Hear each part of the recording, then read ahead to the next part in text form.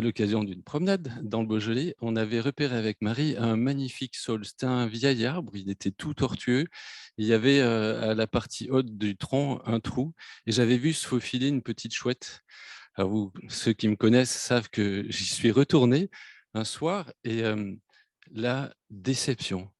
Cet arbre magnifique avait été mis à terre, le tronc gisait au sol, les branches qui s'élevaient vers le ciel étaient coupées en tronçons et ça allait savoir où était passée ma petite chouette. C'était un vrai cauchemar. Mais en fait, c'était un cauchemar qui n'avait vraiment rien de comparable avec le cauchemar dont a été l'objet un célèbre roi du passé, le roi Nebuchadnezzar, qui, à l'occasion de ce rêve, a été terrifié. Cet homme a vécu une expérience où Dieu a dû briser son orgueil pour en faire son ami. Et j'aimerais qu'on lise ensemble le témoignage de cet homme. Je ne sais pas si tu peux afficher la première diapo.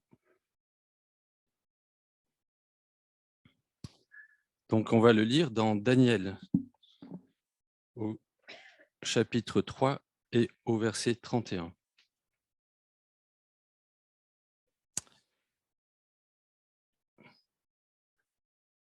Donc, ce que je souhaiterais, c'est que nous apprenions que Dieu domine sur toute autorité humaine grâce au témoignage de l'un des plus grands rois que la terre ait jamais porté. Alors, Daniel 3, verset 31. Le roi Alors, je vais peut-être dire Nebuchadnezzar de temps en temps, parce que dans cette version, c'est Nabucodonosor, mais je vais avoir du mal à le dire. Pardonnez-moi. Donc, le roi Nabucodonosor adresse ce message à tous les peuples, à toutes les nations et aux gens de toutes langues qui habitent la terre entière. Que votre paix soit grande. Il m'a paru bon de vous faire connaître les signes extraordinaires et les prodiges que le Dieu Très-Haut a accomplis envers moi. Que ces signes sont extraordinaires, que ces prodiges sont éclatants. Son règne est un règne éternel et sa domination subsiste d'âge en âge. Moi, Nabucodonosor, je vivais tranquille dans ma maison et je jouissais de la prospérité dans mon palais. J'ai alors fait un rêve qui m'a rempli d'effroi. Les pensées qui m'ont hanté sur mon lit et les visions de mon esprit m'ont épouvanté. J'ai donc ordonné de convoquer auprès de moi tous les sages de Babylone pour qu'ils me fassent connaître l'interprétation de mon rêve. Les mages, les magiciens, les astrologues et les devins se sont présentés. Je leur ai exposé le rêve, mais ils n'ont pas pu m'en faire connaître l'interprétation. À la fin, s'est présenté devant moi Daniel, nommé aussi Belchatsar d'après le nom de mon Dieu. L'esprit des dieux saints réside en lui. Je lui ai raconté mon rêve et je lui ai dit, Belchatsar, chef des mages, je sais que l'esprit des dieux saints réside en toi et qu'aucun mystère n'est trop difficile pour toi. Écoute donc les visions que j'ai eues dans mon rêve et donne-moi l'interprétation. Voici quelles étaient les visions de mon esprit pendant que j'étais couché sur mon lit. Je regardais et, je regardais et voici ce que j'ai vu. Au milieu de la terre se dressait un grand arbre dont la hauteur était immense. L'arbre grandit et devint vigoureux. Son sommet atteignait le ciel, et l'on pouvait le voir depuis les confins de la terre. Son feuillage était magnifique et ses fruits abondants. Il portait de la nourriture pour tout être vivant. Les animaux sauvages venaient s'abriter à son ombre, et les oiseaux se nichaient dans ses branches. Tous les êtres vivants se nourrissaient de ses produits. Pendant que sur mon lit, je contemplais les visions de mon esprit, je vis apparaître un de ceux qui veillent, un saint qui descendait du ciel. Et il cria d'une voix forte, abattez l'arbre, coupez-en les branches, arrachez son feuillage, dispersez ses fruits, et que les animaux s'enfuient de dessous lui, que les oiseaux quittent ses branches. Laissez cependant dans la terre la souche et ses racines, liées de chaînes de fer et de bronze au milieu de l'herbe des champs, qu'il soit trempé de la rosée du ciel, qu'il se nourrisse d'herbe avec les animaux. Cet homme perdra la raison et il se prendra pour une bête jusqu'à ce qu'ait passé 7 ans. Cette sentence est un décret de ceux qui veillent. Cette résolution est un ordre des saints, afin que tous les vivants sachent que le Dieu très haut domine sur toute royauté humaine, qu'il accorde la royauté à qui il veut et qu'il établit roi le plus insignifiant des hommes. Tel est le rêve que j'ai eu, moi, le roi Nabuchodonosor. Quant à toi, le Belshazzar, donne-moi l'interprétation, puisque tous les sages de mon royaume s'en sont montrés incapables, mais toi, tu le peux, car l'Esprit des dieux saints réside en toi.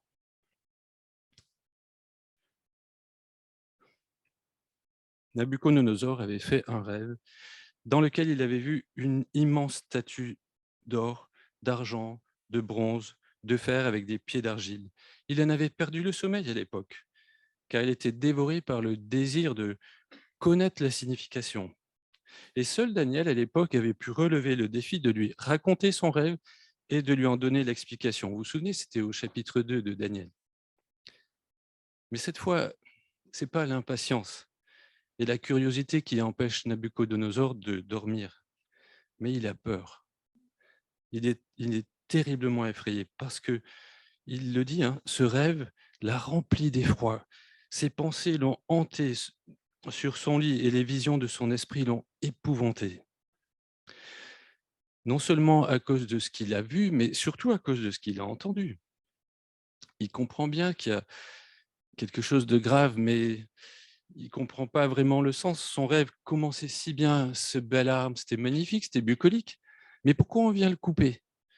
Et puis, pourquoi on vient dire, enfin, quel est le rapport avec les rois? Est-ce que ça parle du roi d'Égypte avec qui il est en guerre depuis bien des années?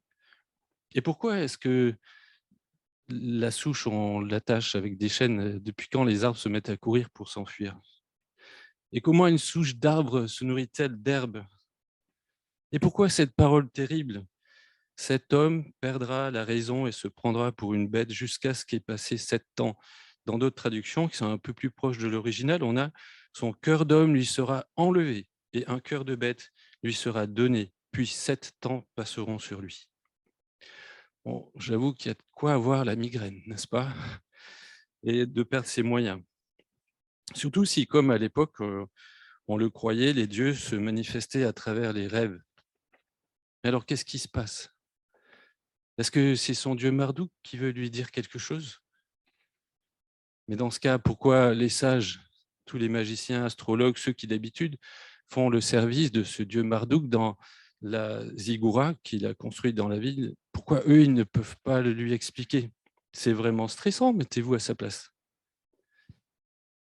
Mais à ce stade, Nabuchodonosor, il ne peut pas ignorer ce qui est dit par le saint qui descendait du ciel. On pourrait dire un ange, mais c'est comme ça qu'il l'appelle. Ce saint qui descend du ciel et dit que tous les vivants sachent que le Très-Haut domine sur toute royauté humaine. Alors là, vous et moi, peut-être qu'on ne se sent pas trop concernés, mais Nebuchadnezzar, lui, oui, directement. N'est-il pas le roi des rois, le Tout-Puissant à son époque? Et d'ailleurs, il a déjà eu affaire à ce fameux Très-Haut qui lui adresse cette parole. Une première fois, lorsque Daniel lui a donné l'explication de son premier rêve, celui de la statue. À ce moment-là, il avait reconnu le fait suivant. Il avait dit, en parlant du Dieu de Daniel, « Il est bien vrai que votre Dieu est le Dieu des dieux, le souverain des rois, et celui qui révèle les secrets, puisque tu as pu me dévoiler ce secret, c'est-à-dire le rêve qu'il n'avait raconté à personne et l'explication. » Mais déjà 36 ans étaient passés depuis ce rêve-là. Et Nebuchadnezzar n'a pas montré beaucoup de signes, révélant qu'il ait pris au sérieux cette révélation. Mais il avait eu un rappel un peu plus tard. C'était pas très vieux, hein, c'était une dizaine d'années plus tôt, lorsque le Très-Haut a délivré les 3 amis de Daniel de la fournaise ardente. Il avait dit alors, ce fameux Nebuchadnezzar, il avait dit: «Loué soit le Dieu de Shadrach, de Meshach, d'Abednego, qui a envoyé son ange pour délivrer ses serviteurs, qui se sont confiés en lui et qui ont obéi à son ordre. Ils ont préféré risquer leur vie plutôt que de se prosterner et d'adorer un autre Dieu que le leur. Voici donc ce que j'ordonne. Tout homme de quelque peuple, nation ou langue qu'il soit, qui parlera d'une manière irrespectueuse du Dieu de Shadrach, de Meshach et d'Abednego sera mis en pièces, et sa maison sera réduite en un tas de décombres parce qu'il n'existe pas d'autre Dieu qui puisse sauver ainsi des hommes. Il avait reconnu ça. Mais malgré ces deux déclarations, le Très-Haut n'a jamais fait l'objet de ses recherches. Et voilà que ça revient sur le tapis, le Très-Haut. Mais cette fois, de façon indicible, il sent que ça n'annonce pas quelque chose de très bon. Et il est rempli d'épouvante. Voici que celui qui fait trembler de peur tous les hommes, Nebuchadnezzar, il fait trembler de peur tous les hommes dans son royaume. Les hommes de toute langue, de toute tribu, de toute nation ont peur devant lui, parce que leur vie dépend de son bon vouloir, leur vie ou leur mort. C'est lui, Nebuchadnezzar, qui décide qui il élève ou qui il abaisse dans son royaume. Tout le monde tremble devant lui. Et bien maintenant, c'est lui qui tremble. Et il tremble parce qu'il entend le Très-Haut domine sur toute royauté.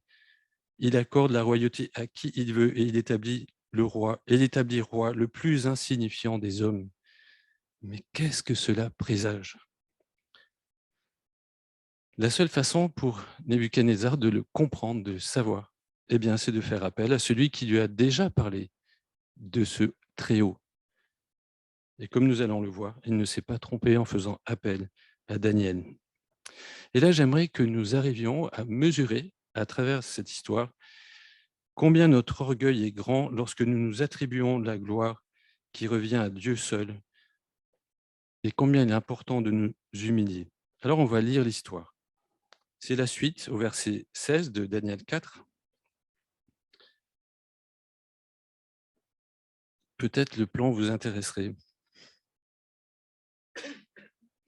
Pardon.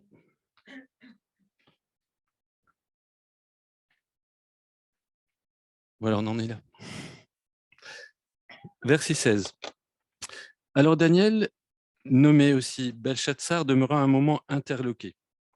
Parce que du coup, il vient d'entendre le rêve. Hein. On est dans la suite de notre texte. Alors Daniel, nommé aussi Belshazzar, demeura un moment interloqué. Ses pensées l'effrayaient. Le roi reprit et dit, Belshazzar, que le songe et son explication ne t'effraient pas. Mon Seigneur, répondit Belshazzar, je souhaiterais que ce songe s'applique à tes ennemis et sa signification à tes adversaires. Tu as vu un arbre grandir et devenir vigoureux, sa cime touchait le ciel et on le voyait de toute la terre. Cet arbre au feuillage magnifique, aux fruits abondants, portait de la nourriture pour tous les êtres vivants. Les animaux sauvages venaient s'abriter sous lui et les oiseaux nichaient dans ses branches. Cet arbre, ô roi, c'est toi. C'est pas une bonne nouvelle. Car tu es devenu grand et puissant. Ta grandeur s'est accrue. Elle a atteint jusqu'au ciel et ta domination s'étend jusqu'aux confins de la terre. Le roi a vu ensuite l'un de ceux qui veillent, un saint, descendre du ciel et crier « Abattez l'arbre, détruisez-le ». Laissez toutefois en terre la souche avec ses racines, mais lié de chaînes de fer, de bronze, au milieu de l'herbe des champs, qu'il soit trempé de la rosée du ciel et qu'il se nourrisse d'herbe avec des animaux des champs, jusqu'à ce que 7 ans aient passé. Voici ce que cela signifie, ô roi. Il s'agit d'un décret du Très-Haut prononcé contre mon Seigneur le roi. On te chassera des humains, et tu vivras parmi les bêtes des champs. On te nourrira d'herbe, comme les bœufs. Tu seras trempé de la rosée du ciel. Tu seras dans cet état tu seras dans cet état durant 7 ans, jusqu'à ce que tu reconnaisses,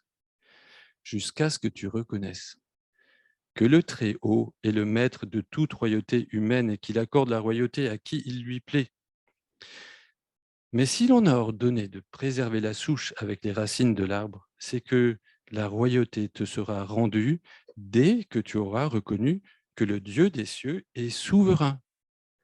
C'est pourquoi, ô roi, voici mon conseil et puisses-tu juger bon de le suivre. Détourne-toi de tes péchés. Fais ce qui est juste. Mets un terme à tes injustices en ayant compassion des pauvres. Peut-être ta tranquillité se prolongera-t-elle. Tous ces événements s'accomplirent pour le roi Nabuchodonosor. En effet, 12 mois plus tard, il se promenait sur la terrasse du palais royal de Babylone. Il prit la parole et dit « N'est-ce pas là la Babylone la grande que moi j'ai bâtie pour en faire une résidence royale? C'est par la grandeur de ma puissance et pour ma gloire, pour la gloire de ma majesté que j'ai fait cela. » Ces paroles étaient encore sur ses lèvres qu'une voix retentit du ciel. « Roi Nabuchodonosor, écoute ce qu'on te dit. Le pouvoir royal t'est retiré. On te chassera du milieu des humains et tu vivras avec les bêtes des champs. On te nourrira d'herbes comme les bœufs.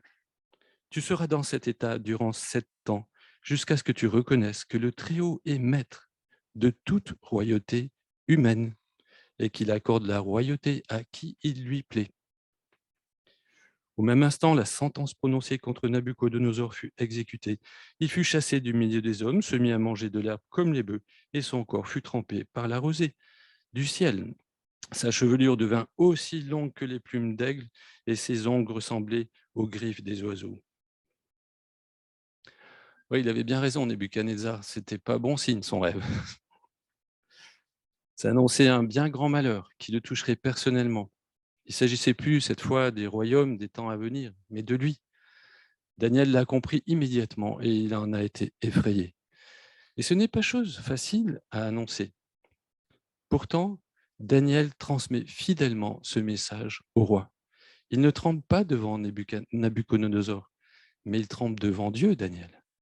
À force d'endurcir son cœur, Nabuchodonosor, alors que le Très-Haut lui a déjà parlé très clairement 2 fois, à force d'endurcir son cœur, il a attiré sur lui une sentence sévère de la part du Dieu de Daniel. Il lui faut d'urgence reconnaître que le Dieu des cieux est souverain. Il doit absolument reconnaître que le Dieu Très-Haut est le maître de toute royauté humaine et qu'il accorde la royauté à qui il lui plaît. Donc il lui faut admettre que s'il est devenu l'homme le plus craint de la terre, le plus puissant du monde d'alors, c'est parce que le Dieu Très-Haut l'a placé là. Et s'il en est ainsi, alors il lui doit allégeance. Si c'est grâce au Très-Haut et non pas à Marduk ou à la force de son poignet, comme on dirait aujourd'hui, alors il doit chercher à connaître les exigences de ce Dieu-là pour lui obéir. Et ça doit se traduire par des actes, pas seulement par de grandes déclarations. Aussi, Daniel lui donne un précieux conseil. Détourne-toi de tes péchés et fais ce qui est juste. Mets un terme à tes injustices en ayant compassion des pauvres. Autrement dit, il lui dit, repens-toi de tes péchés devant Dieu, implore son pardon et pratique des œuvres dignes de repentance, des œuvres qui manifestent que ta foi est authentique. Et qui sait, peut-être que Dieu, le Très-Haut, renoncera à t'humilier de la sorte. Et ça, c'est quelque chose qu'on doit avoir le courage de dire à chacun de ceux que nous côtoyons. Mais Nabuchodonosor, il ne le prend pas au sérieux. Il ne change pas d'attitude. Alors que pourtant, dans sa grande patience, remarquez bien que Dieu lui donne encore 1 an pour qu'il y réfléchisse. Mais pendant cette période, eh bien, Nabuchodonosor a vaincu l'Égypte, son pire ennemi, son ennemi ancestral de toujours. Son pouvoir maintenant s'étend sur un territoire immense, sur de nombreux peuples. Tout lui est soumis. Il a voulu faire resplendir sa gloire, particulièrement à travers Babylone. Et il a réussi. Cette magnifique ville, entourée de canaux, je n'ai pas résisté à vous montrer quelques images. Voilà, vous avez ici le, comment dire, le jardin suspendu, qui c'est une représentation, c'était bien plus beau que ça. Mais ça fait partie des 7 merveilles du monde antique. Il avait aussi construit une, une grande porte, la porte d'Ishnar, qui était faite avec des briques vernissées, bleues, magnifiques. Il avait aussi construit une grande ziggourate. Ça, c'était pour Marduk, son dieu. Mais il y avait plein d'autres temples pour plein d'autres dieux, parce qu'à l'époque, il croyait à tous ces dieux-là. Et il est fier de son œuvre. Il est fier de ce qu'il a fait. Et il y a de quoi ça pourrait se comprendre, mais pas après tout ce qu'il a entendu. Enfin, après tout ce qu'il a entendu, il n'aurait pas dû laisser ces paroles s'échapper de ses lèvres, parce qu'elles trahissent les pensées du fond de son cœur. Ça traduit combien il s'est enorgueilli, combien il croit vraiment être à l'origine de sa force et de sa puissance. C'est la goutte qui fait déborder le vase, la parole de trop, qui manifeste son endurcissement et son arrogance, son refus de rendre la gloire au Dieu très haut, qui pourtant lui a déjà parlé manifestement. Alors, maintenant que son orgueil est mis à nu, eh bien, il va être humilié, abaissé au rang des bêtes. Et je crois que ce n'est pas par hasard, parce qu'il me semble que vivre en opposition à Dieu, se couper de notre relation avec Dieu, c'est vraiment vivre comme une bête. Alors, chers amis, je pense qu'il nous faut être vigilants et ne pas rejeter trop vite Nabuchodonosor dans ses pâturages, en disant « il le mérite bien ». Si on y réfléchit, combien de fois nous attribuons-nous à tort le mérite d'être ce que nous sommes devenus, ou le fait de posséder ce que nous avons, au lieu de remercier Dieu? J'aimerais vous poser une question. Quel est notre jardin suspendu, notre ziggourate? Quel arbre avons-nous laissé pousser dans notre jardin? De quoi sommes-nous si fiers? Ta santé? Tes aptitudes physiques? Ta beauté? Ton métier? Ta maison? Ta voiture? Tes beaux habits? Ton conjoint? Tes enfants? Tes dons musicaux? Ton sens artistique? Ta sensibilité? Ton intelligence? Ton savoir? Ton instruction? Ta spiritualité? Ton service? Visible ou invisible, caché dans l'Église?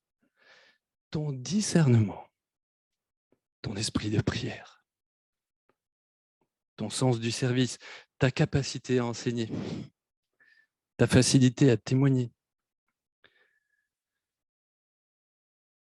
Non, quand même pas. Ton amour pour le prochain? Ton amour pour Dieu? Tu en es si fier? Chers amis, je crois que nous avons l'arrogance d'aller jusque-là. Il nous faut admettre que nous sommes capables de nous glorifier, d'avoir fait quelque chose qui pourtant, de toute évidence, nous est impossible sans le secours de Dieu. Pour tous ces points, pouvons-nous dire « Je rends grâce à Dieu, au Très-Haut, qui m'a fait la grâce d'être béni dans tous ces domaines. Je lui dois tout, tout ce que j'ai, tout ce que je suis, tout ce que je fais de bien, c'est grâce à lui. » C'est difficile pour vous? Soyez rassurés. Je ne sais pas si c'est rassurant, mais c'est difficile pour moi. C'est difficile pour nous tous, tout simplement parce qu'on est pétri d'orgueil. On en est rempli, on en déborde. Et je crois que c'est notre principal péché, comme Nabuchodonosor.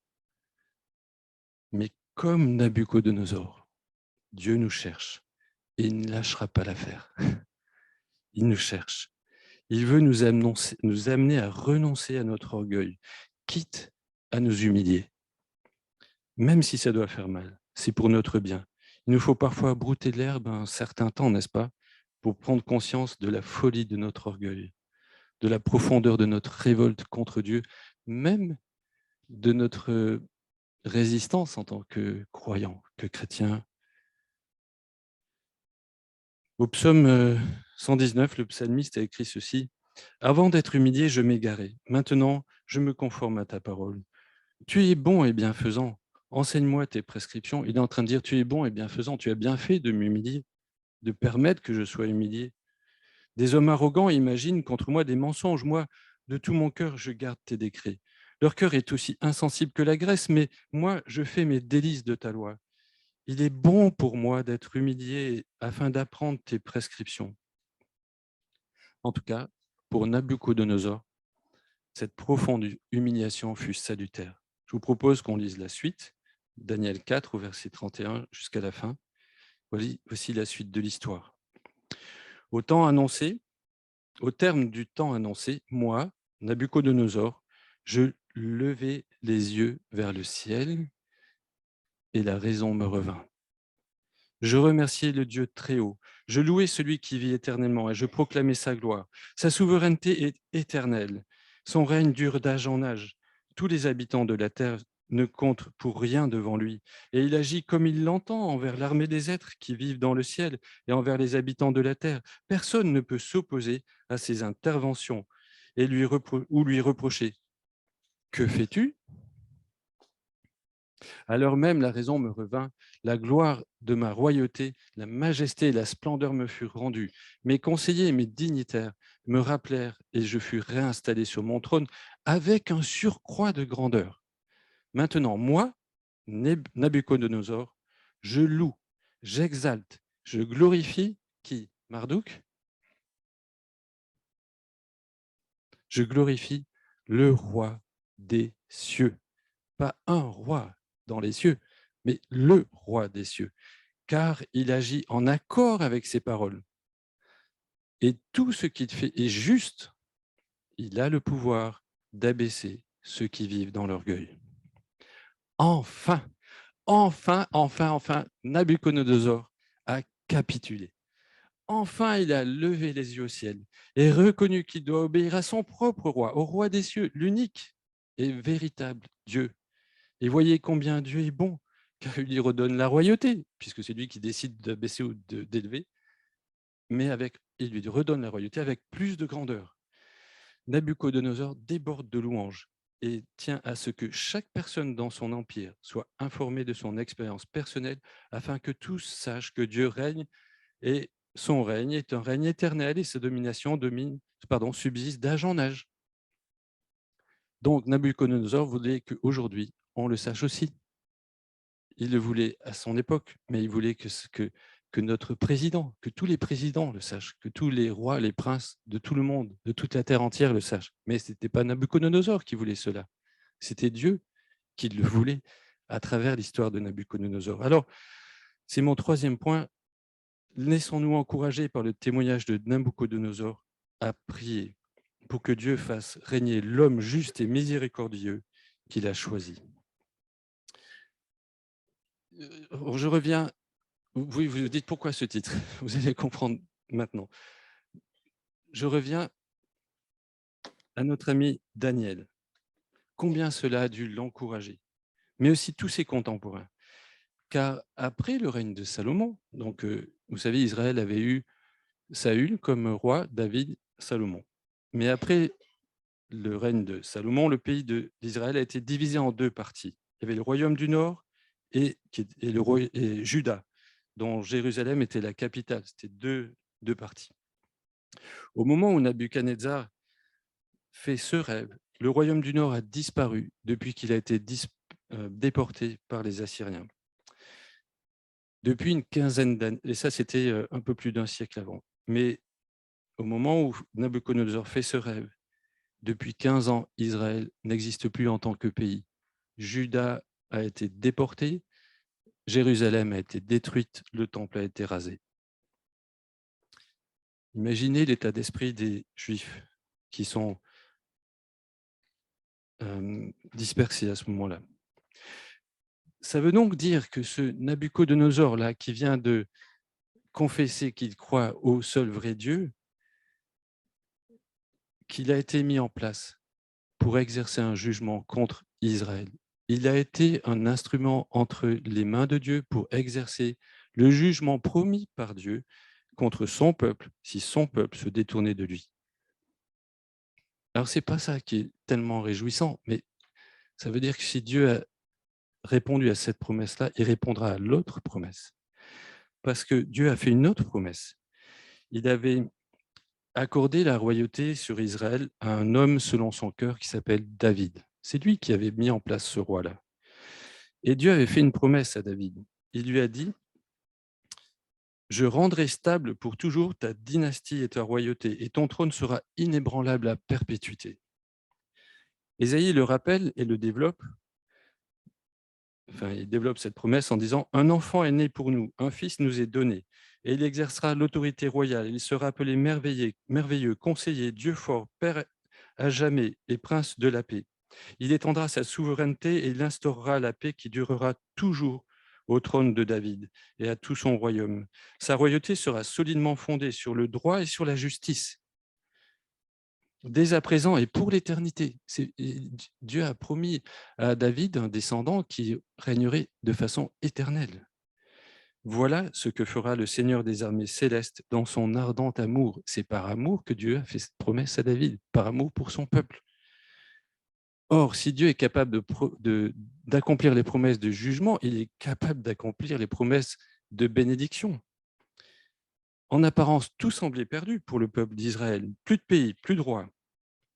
Mais puisqu'il s'avère exact que c'est Dieu qui est le maître de toute royauté humaine et qu'il accorde la royauté à qui lui plaît, alors,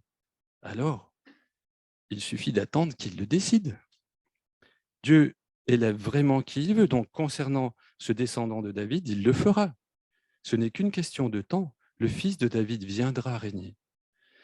On peut imaginer combien le peuple juif a puisé de force dans ce texte pour prier Dieu de les délivrer des rois oppressifs. Et effectivement, Dieu répondra plus tard avec le roi Cyrus, qui fera revenir le peuple à Jérusalem en lui ordonnant de rebâtir le temple.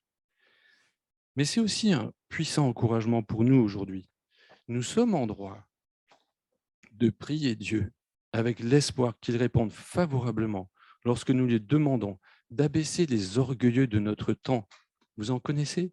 Les orgueilleux de notre temps qui font du mal à leur peuple ou à d'autres peuples autour d'eux. Nous pouvons prier avec confiance.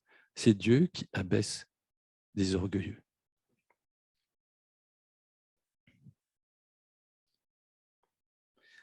Mais il y a bien plus que cela.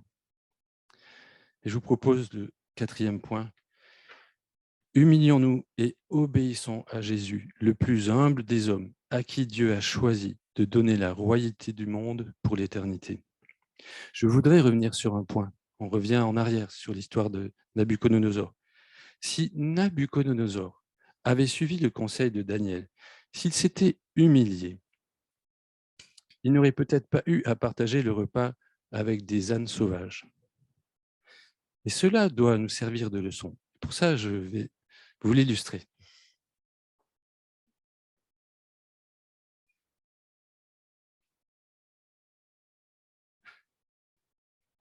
Bon, soyez rassurés, je ne sais pas manier ces armes, sauf contre ma haie et pour couper mes bûches.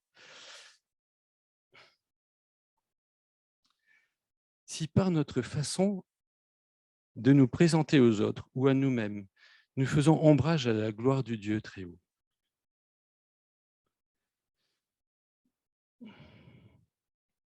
alors élaguons, abattons ce qui en nous cache sa lumière. On a parlé de la lumière. C'est à nous de prendre notre cisaille, c'est à nous de prendre notre hache, ou même la tronçonneuse, si vous voulez. Mais plus tôt on le fera, et moins ce sera fatigant, moins ce sera difficile, et moins ce sera douloureux. Déjà au 7e siècle, avant notre ère, le prophète Michée s'exprimait ainsi. « On t'a fait connaître, ô homme, ce qui est bien. Et ce que l'Éternel demande de toi, c'est que tu pratiques la justice, que tu aimes la miséricorde et que tu marches humblement avec ton Dieu. » Qu'est-ce que ça veut dire? Je vais me sauver en pratiquant la justice? Je vais me sauver parce que je vais être miséricordieux? Non. Mais si je pratique la miséricorde, je montre que je suis soumis à ce Dieu qui me le demande. Je montre que j'ai une foi vivante. Et c'est cette foi qui me sauve parce que je mets ma confiance dans ce Dieu qui sauve. Et c'est ça que Dieu attend de nous, qu'on marche humblement. En réalité, un seul homme a réussi à vivre parfaitement ainsi. Et cet homme, c'est Jésus-Christ. Excusez-moi, je vais poser mes outils. Cet homme, c'est Jésus-Christ. Et nous sommes appelés à suivre son exemple. C'est l'apôtre Paul qui écrit aux Philippiens, qui leur dit que votre attitude soit identique à celle de Jésus-Christ, lui qui est de condition divine. Il n'a pas regardé son égalité avec Dieu comme un butin à préserver, mais il s'est dépouillé lui-même en prenant une condition de serviteur, en devenant semblable aux êtres humains. Reconnu comme un simple homme, il s'est humilié lui-même en tant qu'homme en faisant preuve d'obéissance jusqu'à la mort, même la mort sur la croix. C'est aussi pourquoi, et là il faut bien écouter, c'est aussi pourquoi Dieu l'a élevé à la plus haute place et lui a donné le nom qui est au-dessus de tout nom, afin qu'au nom de Jésus, chacun plie le genou dans le ciel, sur la terre, sous la terre, et que toute langue reconnaisse que Jésus-Christ est le Seigneur, à la gloire de Dieu le Père. Jésus est l'homme le plus humble que la terre n'ait jamais porté. Il est le créateur de l'univers et il s'est fait créature. Il est l'égal du Père, il a choisi de lui obéir. Il est parfaitement sans péché et il a accepté d'être traité comme un coupable par amour pour nous, afin de prendre sur lui notre jugement pour nous en délivrer. Personne n'a mieux pratiqué la justice. Personne n'a exprimé autant de miséricorde que Jésus-Christ. Eh bien, il se trouve que c'est cet homme-là, le Père, le Très-Haut, c'est cet homme-là qui l'apprécie. Et c'est donc lui, Jésus, que Dieu a choisi d'établir roi sur tous les autres rois, et ceci pour toujours. Souvenez-vous du rêve de la statue avec ses pieds d'argile. C'est lui, Jésus, la pierre détachée du ciel, qui vient frapper les pieds de la statue et qui fait ainsi disparaître tous les autres royaumes humains. C'est lui qui est devenu la grande montagne éternelle. Et ce n'est plus qu'une question de temps. Et qui osera dire au Père, que fais-tu? Que fais-tu? Pourquoi Jésus? Pourquoi pas?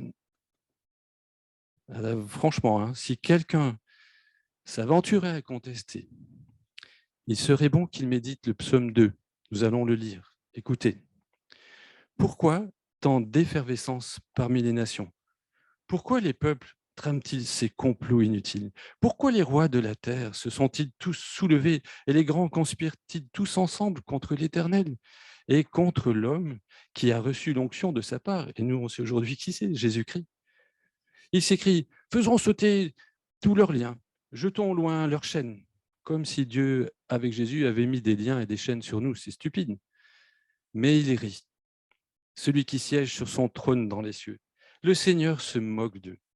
Dans sa colère, il leur parle. Dans sa fureur, il les épouvante en leur tenant ce discours. Moi, j'ai établi mon roi par l'onction sur Sion, ma montagne sainte. Je publierai le décret qu'a promulgué l'Éternel. Il m'a dit, tu es mon fils, aujourd'hui, je fais de toi mon enfant. Et là, ça veut simplement dire, toi, Jésus, tu es mon fils, pas au sens tu es mon descendant, mais tu es celui qui hérite de tout ce que je lui donne. Tu es le roi de l'univers. Dieu n'a pas d'enfant dans ce sens-là. Jésus est son fils au sens où il est son héritier. Aujourd'hui, je fais de toi mon enfant. Demande-moi, que veux-tu? C'est-à-dire, le Très-Haut dit au Fils qu'il veut faire roi. Qu'est-ce que tu veux? Je te donne en patrimoine tous les peuples de la terre. Et le monde, jusqu'en ses confins lointains, sera ta propriété. Avec un sceptre de fer, tu les soumettras. Comme des vases d'argile, tu les briseras. C'est pourquoi, roi de la terre, et on aimerait l'adresser à tous les rois, on aimerait que tout le monde l'entende aujourd'hui, montrez-vous intelligent, vous qui exercez le gouvernement en ce monde, laissez-vous donc avertir, servez l'Éternel avec crainte et tout en tremblant, exultez de joie. Il y a à la fois la crainte et la joie, parce que servir Dieu, ça remplit de joie. Au Fils, on pourrait dire aujourd'hui, compléter, dire à Jésus-Christ, à Jésus, rendez votre hommage pour éviter qu'il ne s'irrite et que vous ne périssiez tous dans la voie que vous suivez. En un instant, sa colère contre vous peut s'enflammer. Oui, heureux sont les hommes qui en lui cherchent un refuge. C'est ça que Dieu veut. Il ne veut pas qu'on périsse, il veut qu'on cherche en lui un refuge. Et vous savez, quand j'entends dire, un patient me dire, vous savez, docteur, moi, j'ai pas peur de la mort. C'est vrai. Et puis il rajoute parfois, pas tous, mais parfois, puis s'il y a un Dieu, je lui expliquerai. Hein. Moi, je suis inquiet. Je me demande, est-ce que cette personne réalise qu'elle va rencontrer Dieu? Est-ce qu'elle ne le prendrait pas un peu pour un petit rigolo? Il serait bon que nous soyons un peu plus épouvantés lorsque Dieu nous interpelle, à sa manière, avec un rêve pour Nebuchadnezzar, peut-être pour nous par la maladie, par un accident de la vie, ou au contraire un accident évité, par une épreuve, par la beauté d'un paysage, par un événement heureux ou par la lecture de sa parole. par ce texte de Daniel, peut-être. Dieu a toutes sortes de langages. Et j'aimerais terminer rapidement avec cette pensée qui ne s'affiche pas, alors je vous la lis. C'est un peu dur, mais je suis obligé de vous le dire. C'est pas ce que je vais dire tout de suite qui est un peu dur, c'est la suite. Enfant, j'étais pas toujours prêt à obéir à mes parents. Et quand je m'entêtais à résister à mon père en fronçant les sourcils, en serrant les dents comme ça, je l'entendais dire à ma mère: «C'est une vraie tête de mule». Alors mon ami, je t'en supplie, ne fais pas l'âne. Ne fais pas l'âne. Ne t'oppose pas à Jésus, le seul qui peut révéler les choses cachées de Dieu, le seul qui peut sauver du jugement, le seul qui est appelé à régner éternellement sur toute créature. Vivre loin de lui, c'est comme pour Nabuchodonosor, c'est vivre comme une bête. Jérémie, j'ose le dire parce que Jérémie se le permet, et il décrit ainsi le comportement de ses contemporains, vous allez bien comprendre. Ses contemporains, il les compare à des chevaux repus, sensuels, chacun hennit après la femme de son prochain. Moi, ce que j'observe, c'est que ce sont les cerfs qui se battent pour dominer et féconder toute une harde de biches. Ce sont les renardes qui s'accouplent chaque printemps avec plusieurs mâles. Ce sont les dauphins gris qui forment parfois des couples du même sexe. Ce sont des gypaètes barbus qui peuvent développer des couples à trois. C'est l'aiglon qui tue son frère pour avoir plus de nourriture et prendre plus de force, pour avoir toute la nourriture. C'est dans le clan des renards que l'on tue les renardeaux jugés en surnombre. C'est le coucou qui détruit dans l'œuf les petits des autres oiseaux pour être nourris. C'est les tourneaux qui volent la loge du piquet-pêche pour y installer sa famille. Ce sont les fourmis ravisseuses qui pillent les autres colonies pour les réduire en esclaves. L'homme loin de Jésus, dominé par son péché, est comme une bête. Mais l'homme qui suit Jésus vit tout autrement, car il est libéré de cette domination. Chers amis, combien de fois Dieu, le Dieu très haut, s'est manifesté dans votre vie? Il est temps de devenir de vrais hommes, de vraies femmes, à l'image de Jésus, en lui obéissant sans plus tarder, sans obliger Dieu à nous humilier. Si vous ne connaissez pas encore Jésus, écoutez ce qu'il vous dit. C'est une parole de l'Ancien Testament, mais qu'on peut vraiment attribuer à Jésus. Ainsi parle le Très-Haut, dont la demeure est éternelle et dont le nom est saint. J'habite dans les lieux élevés dans la sainteté, mais je suis avec l'homme contrit et humilié, afin de ranimer les esprits humiliés, afin de ranimer les cœurs contrits. Et si vous connaissez déjà Jésus, voici l'exhortation que Paul nous donne. Ainsi, mes bien-aimés, vous qui avez toujours obéi, non seulement quand j'étais présent, mais bien plus encore maintenant que je suis absent, mettez en œuvre votre salut avec crainte et profond respect. En effet, c'est Dieu qui produit en vous le vouloir et le faire pour son projet bienveillant. Alors en conclusion, ayons confiance. Dieu domine sur toute royauté humaine. Il a choisi d'accorder la royauté à Jésus-Christ pour l'éternité. Rendons-lui humblement la gloire de son œuvre en nous. Obéissons à Jésus et devenons à son image des hommes et des femmes dignes de ce nom.